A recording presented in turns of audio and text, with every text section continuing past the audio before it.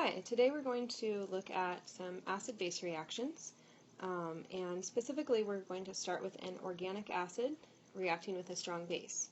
So when I get an equation like this, the first thing I always want to look for is reactive functional groups. So here I notice that there is a carboxylic acid, and over here I notice that I have a strong base. So I want to recall what I know about acids. Acids have protons that they like to donate. Bases have hydroxides that like to accept protons. Okay, I should also be able to remember that if I have a proton and a hydroxide, those are going to combine and they are going to give me water. I'm going to take the H and it's going to bond with the OH, and one of my products is water.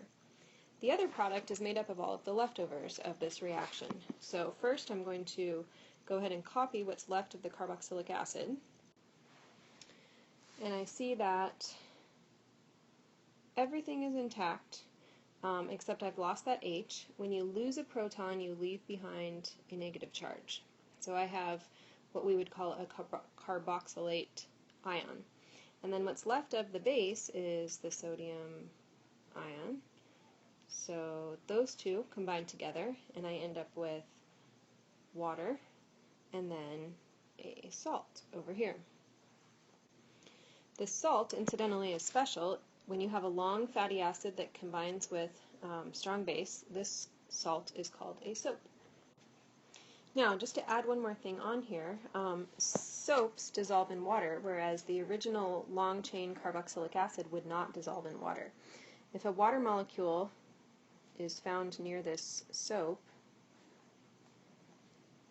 water has dipoles where the protons end up with a partial, or the hydrogens end up with a partial positive, and the ion in the soap ends up attracted to that partial positive.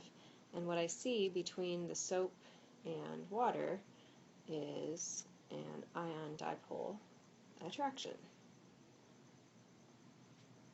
Pardon my awesome writing. So over here I'm looking at an attraction between the negative ion on the soap and the partial positive on the hydrogen. So that was an acid reacting with a base. Next we're going to look at an organic base reacting with acid. So looking at the chemicals here, I want to find the reactive functional groups. So I see here's a heteroatom, a nitrogen, which is different from all the carbons. And then over here I identify a strong acid, which is going to be a donor of protons. So bases I know accept protons. Acids I know donate protons. So we're going to see a movement of this proton from the acid onto the base, because nitrogen has that lone pair of electrons that is ready to be an acceptor for the proton. So here's the product that I get. As you can see, a proton moved over, bringing with it a positive charge, and then what was left of the hydrochloric acid was a Cl-, which will be present there as well. What we call this is a protonated amine. In other words, an amine that has accepted a proton.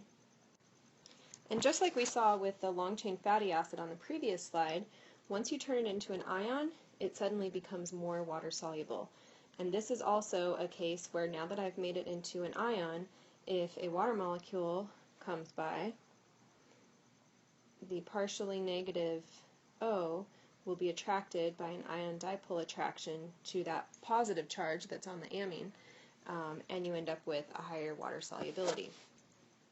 So that wraps up our acid-base reactions for organic acids and bases.